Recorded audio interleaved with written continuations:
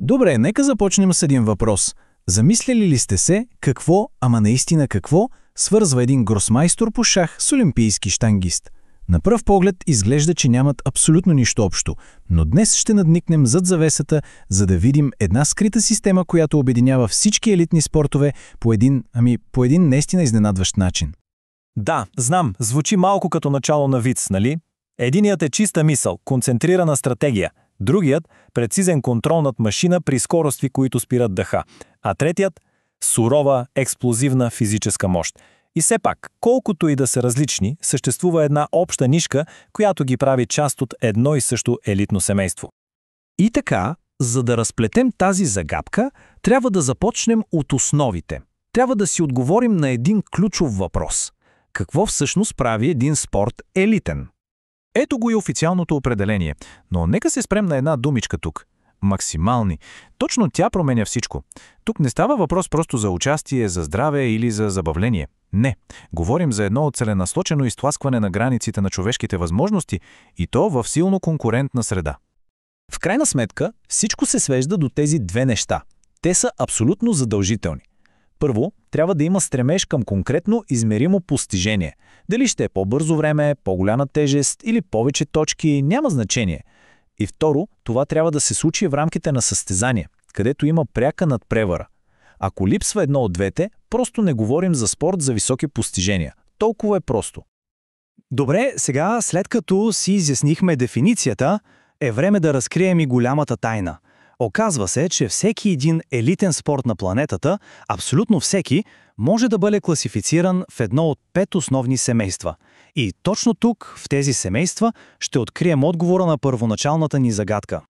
Нека ги видим едно по едно. Първо, имаме титаните на чистата физика, лека атлетика, плуване, вдигане на тежести. След това идват виртуозите на машините, които изискват технически контрол над превозно средство, Формула 1, мотоциклетизъм. Третата група е изцяло за концентрация и точност, стрелба с лък, спортна стрелба. Четвъртата е малко по-необичайна, но не по-малко състезателна. Това са моделно-конструкторските спортове като авиомоделизма, например. И накрая петата група, там където битката се води изцяло в ума – шах, шашки, бридж. И само вижте какъв контраст има между тези два полюса. От едната страна е тялото, натоварено до абсолютния си предел. От другата – умът, който работи на пълни обороти. И все пак, колкото и да са различни, и двете се вписват перфектно в една и съща дефиниция за елитен спорт. И двете изискват години на тренировки, желязна дисциплина и този постоянен стремеж към максимален резултат. И ето го, отговорът на нашата загадка. Пилотът от Формула 1, щангистът и гросмайсторът са абсолютно равнопоставени елитни атлети. Всички те се състезават на върха на възможностите си. Просто го правят в различни семейства на спорта. Всяко със свои собствени правила за това как се стига до успеха. Добре, сега, след като вече знаем какво е елитният спорт и как е подреден, нека да вдигнем много погледа и да видим голямата картина. Защото има едни по-големи, глобални сили, които непрекъснато го оформят и променят. Нека ги разгледаме набързо. Олимпийското движение, например, превърна спорта от регионално забавление в глобален феномен. Комерциализацията от своя страна влива огромни пари, което позволява по-добра подготовка, но и създава невероятен натиск.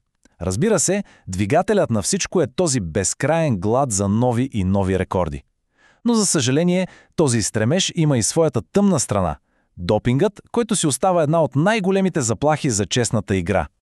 И от тези глобални сили, нека сега се върнем към човека, към индивидуалният атлет. Защото се оказва, че колкото и различни да са пътищата, кариерата на почти всеки един елитен спортист следва един и същ. Доста предвидим модел. И този модел си има име. Нарича се логистичен закон. Да, знам, звучи малко сложно, нали? Но всъщност идеята е съвсем проста. Представете си го като пътна карта, която описва как един атлет се развива от талантлив начинаещ до абсолютен майстор в своята дисциплина. Тази пътна карта има 3 много ясни етапа. Първо, имаме възходящата фаза. Това е онзи период на бърз, главозамайващ напредък, когато всичко изглежда възможно. След това нещата се успокояват и влизаме в фазата на екстремум. Тук прогресът става мъчително бавен, защото атлетът вече е близо до своя абсолютен връх. И накрая, неизбежно се достига до един таван на възможностите. А ето и как изглежда всичко това, когато го нарисуваме. Тази класическа S-образна крива. Тя перфектно показва резкият скок в началото, последван от забавяне и достигане на плато, където по-нататъшен напредък е почти невъзможен. Реално погледнато, това е жизненият цикъл на всяка спортна кариера, събран в една единствена линия. Така че, какъв е големият извод от всичко това? Ами, че независимо дали говорим за груба физическа сила или за брилянтна абстрактна стратегия, всички елитни спортове и атлетите в тях се подчиняват на едни и същи фундаментални принципи. Принципи на растеж, на достигане на връх и, да, на неизбежни ограничения. И ще завършим с един въпрос за размисъл. След като вече знаем за този таван в развитието, логично е да се запитаме, ами достигнали ли сме вече абсолютния таван на човешките възможности като цяло? Има ли още на къде да се подобряват рекордите или вече сме на самият ръб на това, което е възможно за нашия вид? Само бъдещето ще покаже.